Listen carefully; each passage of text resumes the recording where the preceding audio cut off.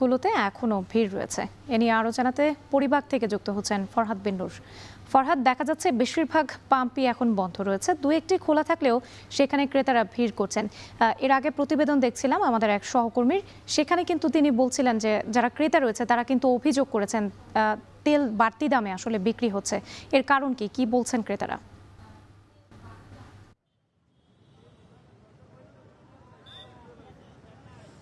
রাত্রি আমরা এখন পরিবাগের একটি পেট্রোল পাম্পে রয়েছে। এখানকার দৃশ্যটি যদি আপনাকে বলি, আমরা রাজধানীর বিভিন্ন জায়গায় ঘুরে দেখেছি যে বিভিন্ন জায়গায় পেট্রোল পাম্পগুলো কিন্তু বন্ধ রয়েছে এবং এখানে আমরা এসে দেখলাম যে এখানে খোলা রয়েছে, কিন্তু এখানে খোলা থাকলেও এখানে কিন্তু তেল দেয়া হচ্ছে না। এখানে যারা মোটরসাইকেল নিয়ে আসছেন তারা কিন্তু ক্ষোভ প্রকাশ করছেন যে কৃত্রিম সংকট তৈরি করে তারা তেল দিচ্ছেন না এবং এখানে শুধুমাত্র দেখছি যে গ্যাস দেয়া হচ্ছে, কিন্তু তেল কোনোভাবেই দেয়া হচ্ছে না, সিএনজি গ্যাস দেয়া হচ্ছে। আর এখানে যারা মোটরসাইকেলওয়ালারা রয়েছেন তারা কিন্তু বলছেন যে যারা এই জ্বালানি তেলের ব্যবসায়ীরা রয়েছেন তারা একরকম কৃত্রিম সংকট তৈরি করে তেলের দাম বাড়ানোর জন্য তারা এই ধরনের কৃত্রিম সংকট দেখাচ্ছে। আমরা এখানে পেট্রোল পাম্পের কর্তৃপক্ষের সঙ্গে কথা বলেছি, তারা বলছেন যে এখানে তেল শেষ হয়ে গেছে এবং আগামীকাল 12টার আগে তেল তারা দিতে পারবে না, এটি কিন্তু তারা বলছেন।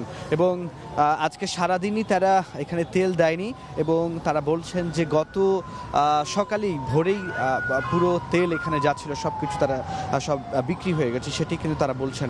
কিন্তু আমরা যারা জ্বালানি তেলের উপর যারা নির্ভরশীল, বিশেষ করে যারা মোটর সাইকেল চালান, তারা কিন্তু বিভিন্ন জায়গায় আমরা দেখছি যে আমার পেছনে যে মানুষগুলো রয়েছে তারা কিন্তু রাজধানীর এক পেট্রোল পাম্প থেকে আরেক পেট্রোল পাম্পে যাচ্ছেন, সেখানে গিয়ে দেখছেন বন্ধ, আরেক জায়গায় যাচ্ছে সেটিও দেখছে বন্ধ, এখানে দেখছে খোলা, এখানে আসার পরে দেখছে এখানেও তেল দেয়া হচ্ছে না।